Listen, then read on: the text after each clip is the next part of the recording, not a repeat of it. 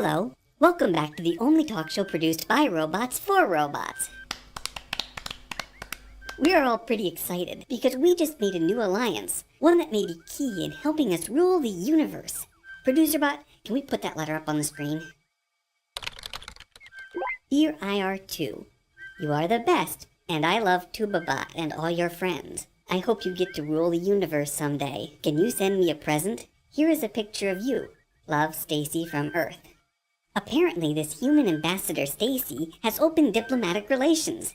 If we can get her to spread the word of our robotic superiority to her fellow humans, the people of Earth will no doubt let us rule over them without any resistance. What sort of present should we send her to help spread the news about us? Our promotional t-shirts. Don't you remember when we revealed them on Planet Robotica? And to help us rule the universe, we printed up t-shirts. We made a couple 100,000, so feel free to help yourselves. Hey, what's an unverse? Dang nabbit. Seriously, don't we use that phrase all the time? It's even printed on the back of our space station. Spell checker bot, I'm very disappointed in you. Anyway, we'll have to give some thought to what we'll send Stacy. In the meantime, let's start the show. Today's topic is, why don't we take those old t-shirts and just recycle them? Great topic. Let's go to the random phone dialer and make some calls.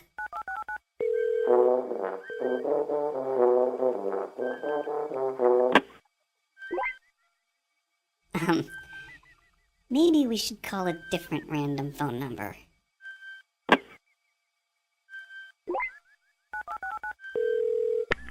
This is Lori. Hello, this is IR2. Please state your model number and designation. This is Lori Allen. I'm an astronomer. Hello, Lori Allen, astronomer. Do you know anything about recycling? Well, IR2, in addition to the usual cans, bottles, and newspapers, we study recycled material in the universe. Yes, I'm sure that's fascinating. Wait, the universe recycles? You're kidding. Does it use those big blue bins?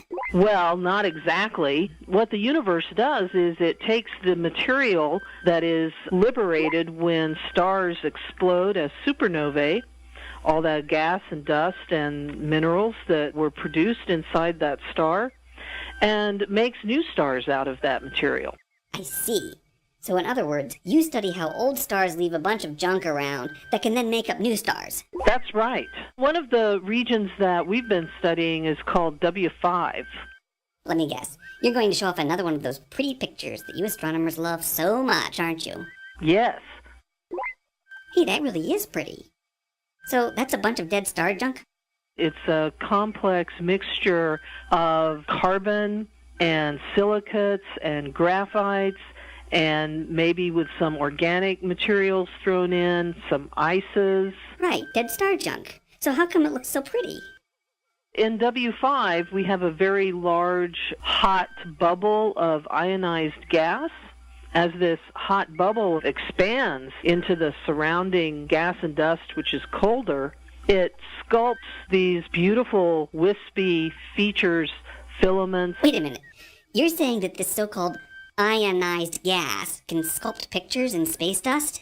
That's right. How does that work? As the hot gas expands, it's moving at about 10 kilometers per second. And as it pushes against the colder gas and dust, it sweeps it up. Producer Bot, are you thinking what I'm thinking? Yes! She can have her inspirational message to pass on to her fellow humans, and we can save money on postage by not actually mailing anything. Shipping costs to Earth are very expensive. Okay. So we need to find some dust to sculpt.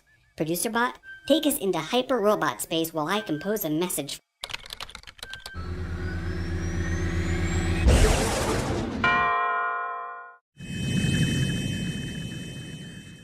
Ah, the great dust belt of Outer Caprica, huh?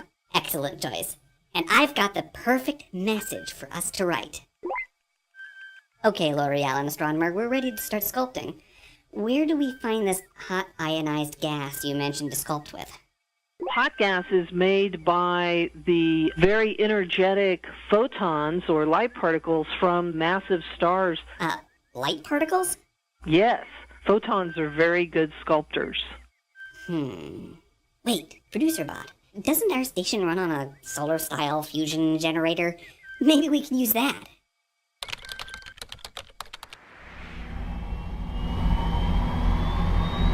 Great. We've got our fusion generator powering up. While we're waiting, do you have any tips on how to sculpt our message? Well, the shape that it makes is determined by really two things. One is the location of the hot massive star, which is where those photons are originating. And the other thing is the density of the surrounding material. Gotcha. Well, we've got to get started, so thanks for the info, Lori Allen Astronomer. You're very welcome, IR2. It's time for us to start sculpting. So until next time, remember, robots will rule the universe. Producer Bot, release the photons.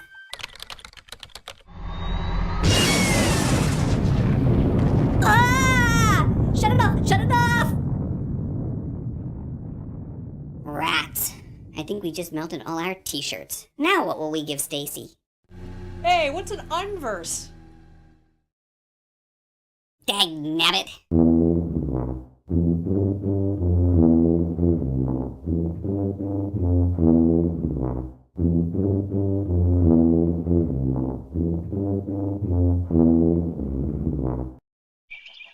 Stacy, who's sending you this stuff? Yahoo! There's quite a bit of postage due, sir. I'll get my checkbook.